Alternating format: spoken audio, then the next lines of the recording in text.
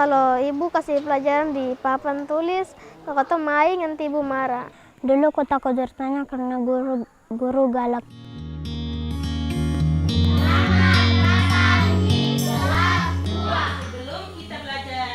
Di sekolahlah tempat anak-anak mengasah imajinasi dan membangun cita-citanya. Sehingga peran para pendidik menjadi penting dalam memotivasi siswa-siswinya. Namun di Papua masih ada praktik hukuman dengan kekerasan, di mana seharusnya anak dilindungi. Bukan hal sepele tentunya, karena di sekolahlah anak-anak menimba ilmu di tengah proses perkembangan kepribadiannya. Rotan atau tongkat menjadi alat pengajar wajib. Sebagai pembenaran praktik disiplin dengan kekerasan, ungkapan di ujung rotan ada emas kerap digunakan guru-guru di Papua. Sekali gebrak, anak pun diam. Guru sebagai sosok pengayom berubah menjadi sosok yang ditakuti. Hal tersebut mempengaruhi motivasi belajar anak.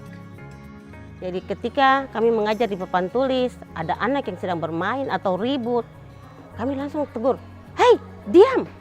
Jangan ribut." Kadang-kadang papan tulis kita bunyikan untuk membentak anak tersebut. Bersama pemerintah daerah di Papua dan Yayasan Nusantara Sejati, UNICEF mengembangkan pendekatan disiplin positif. Sebuah program yang melatih pendidik untuk mengubah proses pembelajaran mereka menjadi proses yang aktif dan menyenangkan. Masyarakat pun dirangkul agar perubahan terjadi di semua lingkungan pendidikan anak, termasuk di rumah. Pelatihan disiplin positif kami mengajarkan kepada guru, membagi kepada guru ada yang dinamakan dengan konsekuensi logis, di mana anak diberikan disiplin bukan hukuman. Anak itu tidak hanya takut kepada guru, tidak membuat anak menjadi takut, tapi sadar. Semua ini bertujuan untuk menumbuhkan perilaku positif mereka, pengendalian dan percaya diri dengan apa yang mereka mampu pelajari.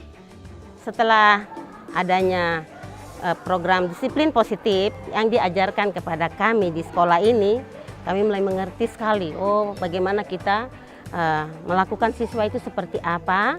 Jadi kita mau membuat satu kesepakatan atau satu disiplin positif yang saya, guru, dan siswa, kita harus sama-sama mentaati itu.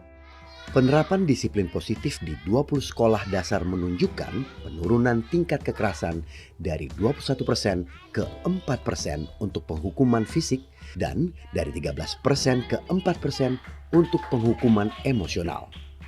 Penurunan ini berdampak pada kemampuan siswa membaca. Menjadi budaya baru yang kita terapkan, budaya disiplin positif di sekolah, sehingga anak-anak, guru, semua harus merasa enjoy di sekolah.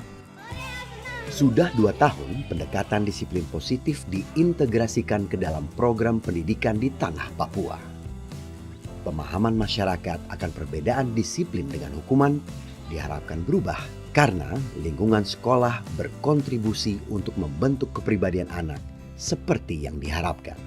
Yang jelas disiplin itu harus ada, bahwa tidak ada kekerasan dan juga bullying-bullying di sekolah, termasuk jangan sampai sekolah itu dipakai sebagai tempat di mana bisa kita langsung menghukum anak-anak yang ada di dalam sekolah itu, tidak.